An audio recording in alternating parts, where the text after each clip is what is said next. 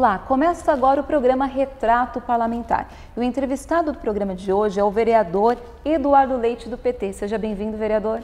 Obrigado, quero cumprimentar você que nos assiste e também cumprimentar você, uma jornalista bastante capacitada e que está fazendo um excelente trabalho nessa Câmara. Muito Parabéns. Obrigada. Vereador, nossa primeira pergunta. Eu lendo a sua biografia, eu achei um dado muito interessante, que você com apenas 15 anos já liderava movimentos, né? No caso, movimento estudantil pelo Grêmio Estudantil da ET Júlio de Mesquita. E, assim, medidas a favor do passe livre, da meia entrada para estudante. Depois de alguns anos, você vê tudo isso realizado, né? Como é que foi essa experiência? O que você tem a dizer sobre isso? Porque nesse ano, o passe livre, né, para o estudante aqui de Santo André é uma realidade. Verdade. Realmente, assim, eu comecei a minha militância política, né? O despertar da minha consciência política foi acompanhando as discussões da minha família, né? Que foi uma família que atuou muito na defesa da redemocratização do nosso país. E, posteriormente, quando eu ingressei no segundo grau, aqui na ET Júlio de Mesquita, nós refundamos um Grêmio Estudantil. E, na época, foi bem na época em que houve um movimento muito forte pelo impeachment do ex-presidente Fernando Collor de Mello. E, nessa época, muitos jovens despertaram interesse pela participação na política, né? Foi um movimento muito rico da história do nosso país. Nessa época eu participava do Grêmio, também refundamos a União Municipal dos Estudantes Secundaristas aqui de Santo André, com vários amigos, né? Amigos que eu gosto de inclusive destacar, o caso do Fabrício França, do Leandro Petrin e do Orlando Catarino, que estiveram comigo nesse momento. E o passe livre era uma bandeira para nós, né? O passe livre era uma reivindicação dos estudantes. Teve um episódio aqui na Câmara muito interessante. Nós organizamos uma passeata até a Câmara Municipal no dia em que ia ter a votação do projeto do passe livre. E nesse dia nós combinamos, né, os estudantes, que se o primeiro vereador que votasse contra o passe livre, a gente ia vaiar, né? E quando começou a votação, alguns começaram votando sim. Quando chegou a vez do vereador Franco Mazieiro, que era o presidente da Câmara, inclusive, e ele votou não, eu vaiei conforme combinado, mas os meus colegas não me acompanharam. E aí o Franco Mazieiro me questionou por que eu estava vaiando, e quem me defendeu foi um ex-vereador, o João Rodrigues, e aí contemporizou a situação. Mas é muito interessante para mim, muito gratificante, né? No meu primeiro mandato como vereador, depois de tantos anos, depois de toda essa luta na minha juventude pelo passe livre, fazer parte da legislatura em que votou o passe livre na cidade de Santo André, né? Além de fazer valer a pena o mandato, fazer valer a pena ter chegado até aqui, também faz valer a pena a luta que nós travamos há 20 anos atrás, né? Já estou com 38 anos, então na época eu estava com 17, quase mais de 20 anos, 21, 22 anos atrás. Então valeu a pena a luta. E mostra também que a gente precisa sempre apostar na nossa juventude, sempre. A juventude, ela é transformadora, é rebelde, não se conforma fácil com o status quo. Então nós precisamos de fato compreender e cada vez mais dar voz e vez para a juventude brasileira. Vereador, você comentou que você e a sua família eram envolvidos nessa questão social e tudo mais. O seu pai, Antônio Leite, o atual secretário de Administração e Modernização de Santo André e também ex-vereador, ele te inspirou na escolha pela vida política? Sem dúvida. Meu pai, ele me ensinou muitos valores, me ensinou princípios. Uma das coisas que ele sempre costumava e costuma falar para a gente, né? Quando estamos diante de uma dificuldade, é o seguinte: olha, Eduardo, quando você estiver num terreno que você não conhece, guie-se pelos seus princípios. Então, isso mostra o quanto na nossa família, a família que eu pertenço, uma família que, como eu disse no início da entrevista, sempre esteve na luta pela redemocratização do país, na luta em defesa da inclusão social, em defesa das pessoas mais vulneráveis, né? Naquela ocasião eram aqueles que se opunham ao regime militar. De uns tempos para cá, né, com a redemocratização, a luta passou em dar visibilidade para as pessoas excluídas. Então essa inspiração que eu sempre tive no meu pai, nos meus tios, né, na minha tia Maria Benedita, que foi uma mulher de muita luta, até hoje uma mulher guerreira à frente do seu tempo, porque imagina só, ela em plena ditadura militar, fazendo um período, você não podia questionar o governo, não podia fazer nenhum questionamento, não podia nem se reunir, né? 4 pessoas reunidas poderia ser caracterizada a perturbação da ordem social, que era um absurdo, né? Hoje em dia a gente imaginar isso. Imagina nós imaginarmos hoje que a gente se reunir para conversar sobre política pode ser considerado perturbação da ordem. Isso para mostrar como foi um período nefasto da nossa história, né? Como se castrou a liberdade naquela época. E a minha tia, ela fazia panfletagem na porta de igreja contra a ditadura, conta até um dia que ela teve que comer, que engolir os papeizinhos que ela estava distribuindo, porque a polícia chegou e se pegasse ela distribuindo um panfleto questionando a ditadura militar, poderia ser presa, torturada. Então, eu me inspiro muito na minha família, especialmente no meu pai, quem eu acompanhei a trajetória, né? Um político que faz parte da história de Santo André e que tem uma trajetória limpa, uma trajetória ética. Então, procuro me espelhar nele sim e sempre que eu tenho oportunidade, me aconselho com ele. Muito bem. Vereador, há alguns dias o secretário de Saúde de Santo André, Homero Nepomuceno, entregou à Câmara um projeto de lei que dispõe sobre a Conferência Municipal de Saúde, Conselho Municipal de Saúde e Conselho Locais de Saúde. Fala um pouquinho, explica para o pessoal que está em casa sobre a importância dessa matéria. Bom, nós temos total consciência, né? Precisamos ter isso como uma meta, a cada vez mais ampliarmos a participação da sociedade nas discussões sobre os rumos do governo, seja em qualquer esfera, seja na esfera municipal, estadual, federal. Quanto maior a participação da sociedade, quanto maior a participação popular, menos se erra, porque afinal de contas, quem está recebendo o serviço público é a pessoa que tem mais condições de dizer aonde precisa ter correção, aonde precisa melhorar, aonde está o problema, né? Quais as expectativas dos usuários do Sistema Único de Saúde. Só tem uma forma de qualquer governante conseguir captar os desejos e os problemas que a gente enfrenta, não só na saúde, mas em todas as áreas, educação, esporte, mobilidade urbana. Só tem uma forma: conversando, dando voz e vez para aqueles que usam o serviço, que são os destinatários finais do serviço. Então, por isso, fortalecer os conselhos municipais de saúde e permitir uma discussão ampla com a sociedade na conferência, isso é uma forma de você diminuir a possibilidade de erro, né? Permitir que se possa evoluir, se possa corrigir as falhas.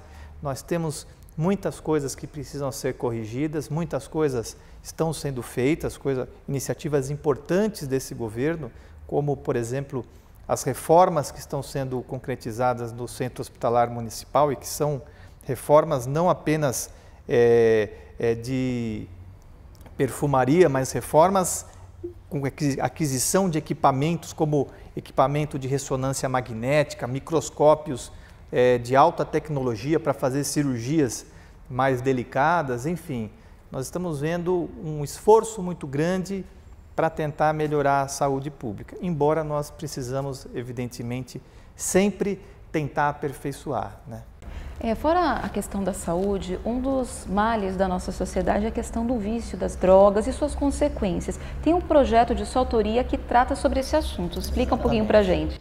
Então, a gente vem debatendo bastante tempo no grupo que eu faço parte sobre a criminalidade, sobre o aumento da violência, né? Sobre as causas da violência que nós presenciamos no cotidiano. E qual a conclusão que a gente chegou, né? Bom, hoje a realidade das famílias mudou muito. Hoje a mãe e o pai geralmente trabalham. Em muitas famílias as crianças são cuidadas exclusivamente pela mãe. Às vezes sequer tem o pai para dar um suporte, ou os avós. Então toda essa situação, e a mãe precisa trabalhar, o pai que precisa trabalhar, evidentemente diminuiu bastante o diálogo dentro das famílias. Muitos pais têm dificuldades, inclusive para ir atrás de informação sobre como lidar com o problema das drogas, sobre como conversar, qual é o melhor momento para conversar com o seu filho sobre as drogas, como fazer essa abordagem, o que fazer quando essa criança ou adolescente se envolveu com drogas. Muitos têm dificuldade de saber como lidar com essa situação. O que nós pensamos? Que não adianta a escola achar que o seu papel é apenas a alfabetização e pronto.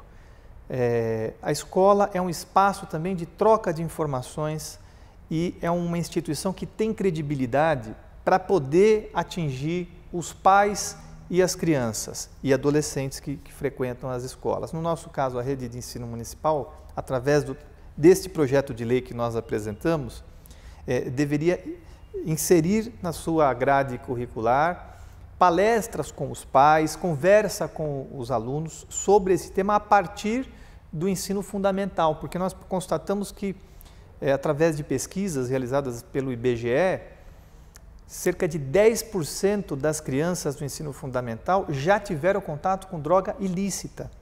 É um dado muito preocupante.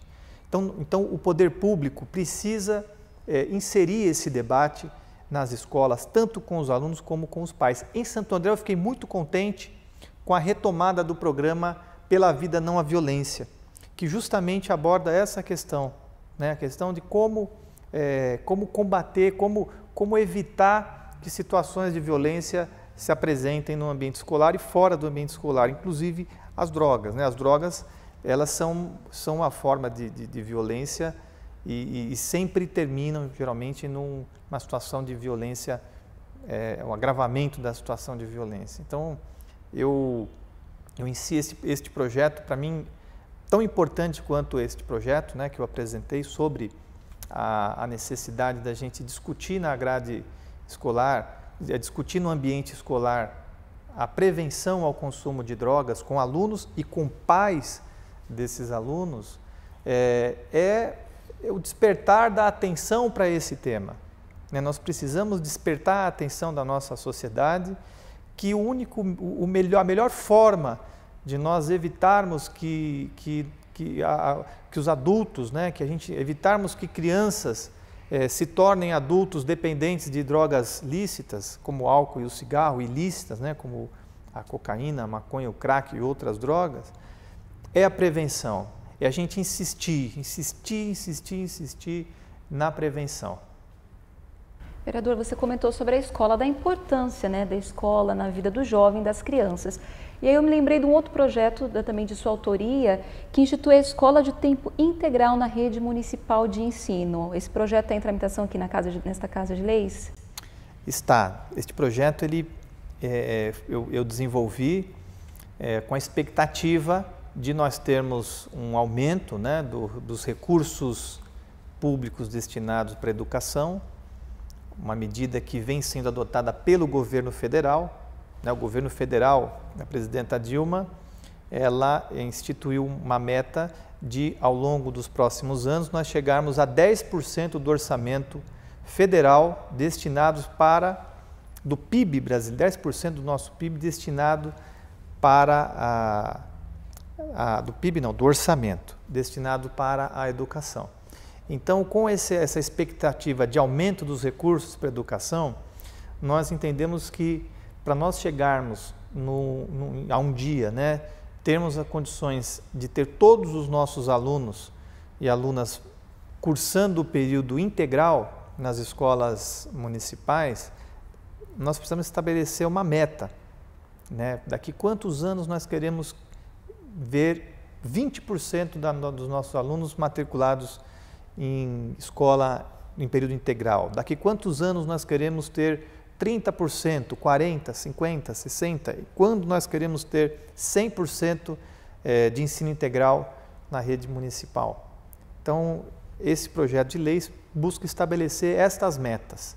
É claro que se o município fizer a sua parte e o governo do estado não fizer a sua, nós vamos enfrentar a dificuldade, não vamos resolver o problema, porque hoje o que nós vemos é o seguinte: as mães, elas ficam angustiadas quando os seus filhos vão sair do ensino fundamental e passar para o ensino médio na rede estadual, porque nós sabemos que com a progressão automática, com o sucateamento das escolas, a desvalorização dos professores, o ensino público estadual está muito ruim e precisa de ter uma revolução, precisa de ter um cuidado muito maior do que nós temos visto em relação à qualidade do ensino nas escolas estaduais. E o município precisa, na medida que a gente conseguir implantar o ensino integral nas escolas municipais, precisa ser essa política, essa ação precisa ser acompanhada necessariamente, ao meu ver, para a gente poder dar um salto em qualidade de educação, de mais investimentos por parte do governo do estado no ensino médio. Vereador, recentemente um projeto também de sua autoria, ele foi vetado, apesar de trazer uma proposta necessária, que é a questão da captação de órgãos no CHM. E essa história acaba aqui? Não, não acaba. Com nós no Poder Legislativo Municipal, a nossa capacidade legislativa ela é muito limitada, né? Nós temos uma atuação muito mais em relação à proposição de políticas públicas que os vereadores consideram importantes para a cidade, a fiscalização do Poder Executivo e essa relação de intermediação entre os anseios da população e o poder público em geral, do que propriamente apenas a parte legislativa, né? Então, assim, embora eu tenha apresentado esse projeto de lei, tenha sido aprovado e vetado pela sua inconstitucionalidade, para mim o mais importante foi termos chamado a atenção, o debate que nós provocamos, né, sobre a importância de nós dedicarmos uma atenção especial para a captação de órgãos e tecidos. Nós temos muita gente esperando um doador para poder ter uma nova esperança, para manter a esperança de continuar convivendo com seus filhos, com seus pais, com seus amigos, né? Muita gente na fila do transplante que espera um gesto, né? Um gesto positivo de alguém desconhecido e que possa te permitir que a sua vida continue.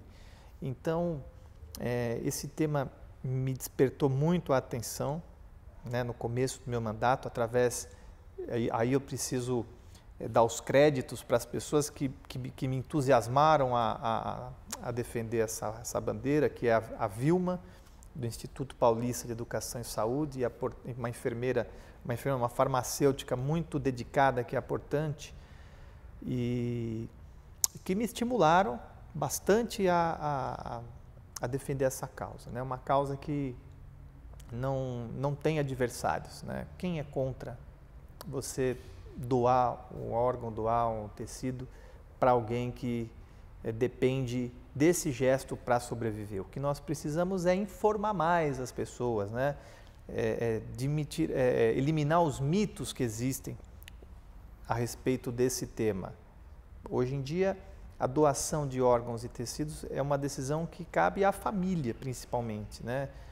Após a morte encefálica da pessoa, a família que tem o poder de definir se os órgãos desta pessoa podem ou não ser doados. Então, esse assunto precisa estar bastante presente nas conversas entre as pessoas em casa.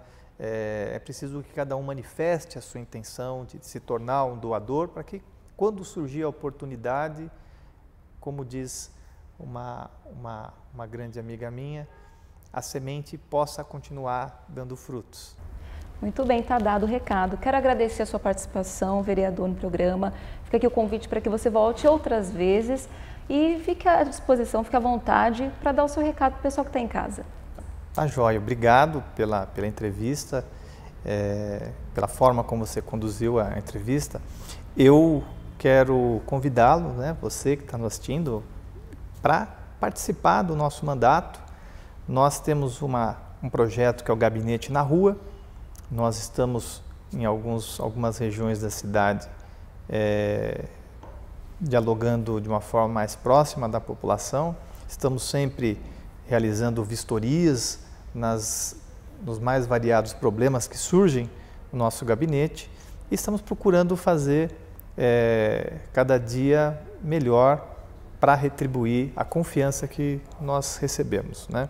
Então eu costumo sempre divulgar as minhas ações no meu Facebook, que é Eduardo Leite 13.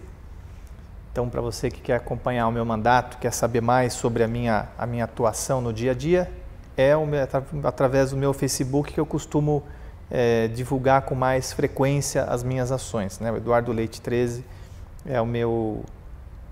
Qual que é o nome? É o link. Não sei se é o link, eu não lembro qual que é o termo que usa para esse endereço. Então, agradeço mais uma vez você que nos assistiu e estamos à disposição aqui na Câmara Municipal. Muito obrigada. Já que falamos de redes sociais, de mídias sociais, a Câmara também está no Facebook. Curta a nossa página e fique sabendo não somente sobre o vereador Eduardo Leite, mas também os mais 20 vereadores aqui desta Câmara. Muito obrigada pela sua participação e até mais.